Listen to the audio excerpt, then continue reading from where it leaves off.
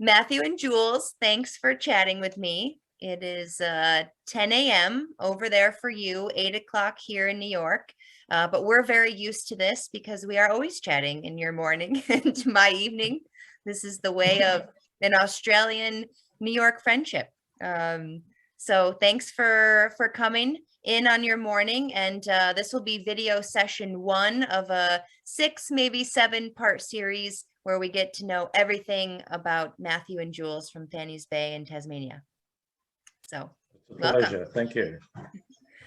So this is going to be so awkward for you guys because we're friends, but I'm going to make it seem like we just met each other. So I'm going to have some rapid fire whiskey questions, and I'm going to be a whiskey nerd. So I'll have my whiskey nerd hat on.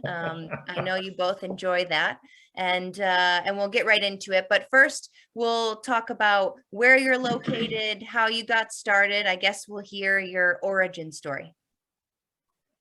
Yeah, where we're located, we're approximately 40 miles east of the Tamar River, where it comes out into the Bass Strait, and that puts us right on the coast. So the distillery's on one side of the road, the sea's on the other side of the road.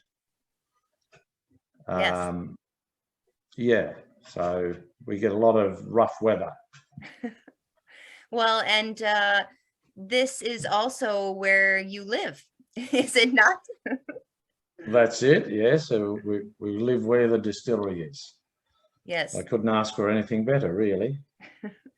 And when did you get started? When did you first start producing whiskey? 2014. We put our first barrel down in November 2014.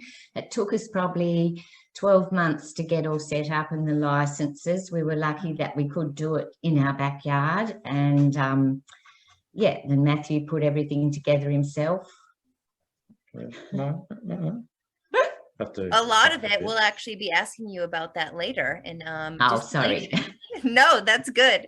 We can allude to it. There's lots of fun things that you both put together by yourself, which is not necessarily normal for a craft distillery here in the United States. So we'll be excited to hear about it.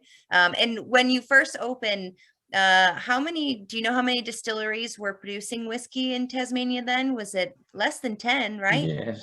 Yes, it was around about 10. As I understand, we were distillery number 11 in Tasmania. Okay. And number 42 throughout Australia. And it has increased dramatically since. Yes, it has.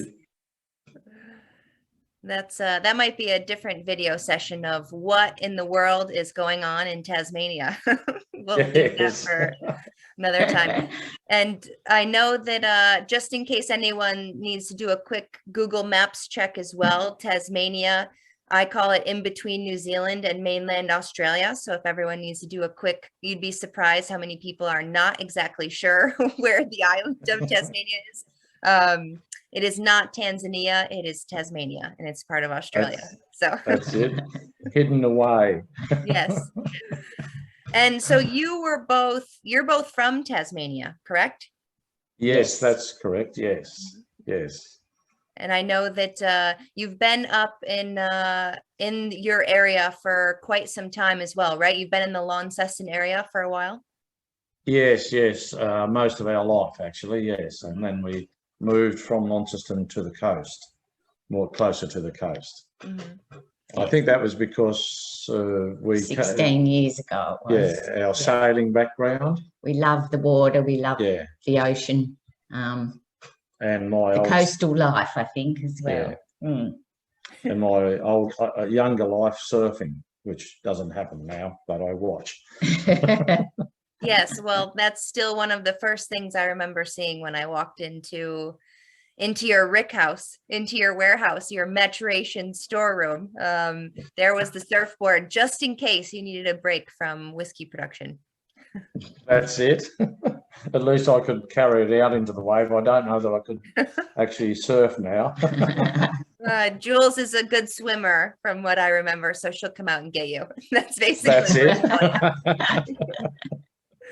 And so when you set up the distillery, you know, I know you've talked about it before, but you know, what was the plan? Was it just to make some whiskey for you and Jules for the local neighborhood? Was it just to see what you could make, or a certain style that you wanted to see if you could achieve? What was the initial goal? The initial goal was for me to make whiskey for myself and have whiskey to sell within the neighbourhood and what have you on a legal basis. So I was only looking at probably 3-4 barrels a year. However, the first year I think I put down 24 or 26, so my counting wasn't very good, and it sort of rolled on from that. And it's just the business itself has just gradually grown. Yes. Well, and I'm thankful that it has grown. We just brought over 4 casks of your whiskey over to the US, first time ever. From what I recall, it really hasn't left Australia, your whiskey, except for maybe once to Germany. Is that correct? That's correct. We sent a number of bottles to Germany. We have sent individual bottles throughout Europe and England, but only very individual. But this is the first time for that to be sent to America. Yeah, so US exclusives, which we always like in the Yes. United States, because otherwise we feel left out if we don't get what we want. So yeah, super excited to have some of that. And what was the initial flavor profile that you were producing and wanted to work towards with your whiskey? Well, that's a difficult one to answer.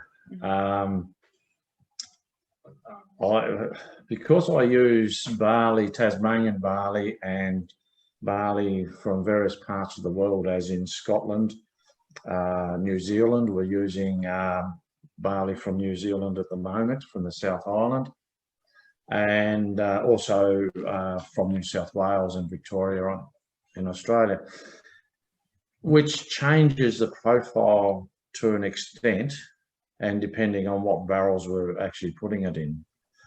It's the profile I wanted to gain was a sweeter profile, I think would be a way to put it.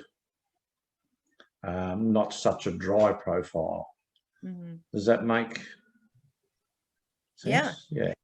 Yeah, no, I mean, it sounds like, and I think I would say, I mean, you would know better than I do, but in general, Australia is going for a fruitier, maybe sweeter style. Yes. Yes. Yeah, which, I think, go ahead, Jules.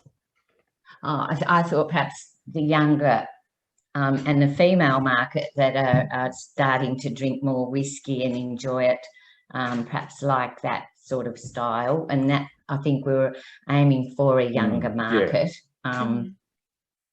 That you still get the people that like it a bit sort of stronger. So I think we've got a good mix because we're by the ocean, and we get the saliferous tones from the sea air and that are captured in our water, and so I think that makes a bit of a difference. I mean, I always like to find when you taste quite a few whiskeys and different barrel maturation and ages from a distillery, you start to see a theme. And so what I've started to say about Fannys Bay whiskey is fruity, but there's also a spicy, you know, a salinity to it. There is a spicy side to it, and it's viscous. So those are the 3 that I consistently, even if it's bourbon matured, Pinot Noir, port, I see these consistent threads of style and flavor. So it's definitely coming through the fruity side. And that's to do with a couple of parts of the process. And the first part is, which we'll deal with later, the way it's fermented. Yeah. Oh, yes. We will, I know the fermentation video session will probably go a little bit longer than we anticipate. So that'll be a good one. And so your distillery number 11, You've been producing now for well over 5 years. I know you have lots of different sizes of barrels. We'll talk about that, different types of casks, even different grains that you're starting to dabble with. What do you see the future of Fannys Bay being in the Tasmanian whiskey world? What's the next 5 years look like?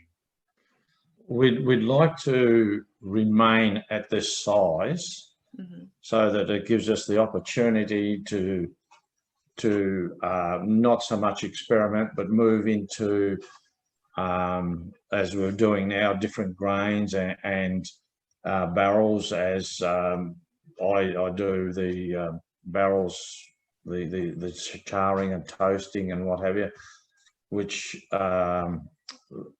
does extend a lot to what you're going to get as a whiskey and how you prepare your barrel. So we'd like to stay the size. If we go bigger, we don't want to lose that ability. Yeah, does that make sense? Yes. Yeah. Yeah, and you might not be able to stay on your own property in your house too if you want. Yes. That's That'll be it. the next thing. So yes, and we want to keep it fun and enjoy it. So yeah, we'll see how it goes. If there's anyone, I haven't met, I mean, most producers and distillers are obviously very passionate about what they do in their craft, but I must say that you two never seem extremely stressed. Now I get to always talk to you about the drinking of the whiskey, not necessarily the business side or the, all of the commercial sides of things, but you two are definitely, you have a nice, calm demeanor. So I always look forward to talking to you, and I don't want that to change selfishly. So maybe you shouldn't expand. I'm with you. It's only if you sell lots of our whiskey, Holly, then we could be in trouble.